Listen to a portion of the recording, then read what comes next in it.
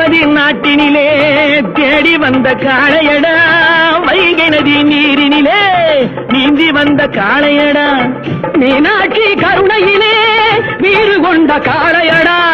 மேலுலகம் போவதென்றால் வானை தொட்டு பாருங்கடா, மீனாட்சி கருணையிலே வீறு கொண்ட காளையடா,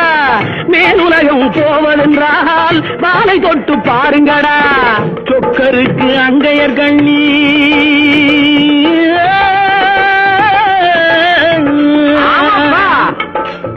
தோள் கொடுத்து மாலை அணிந்து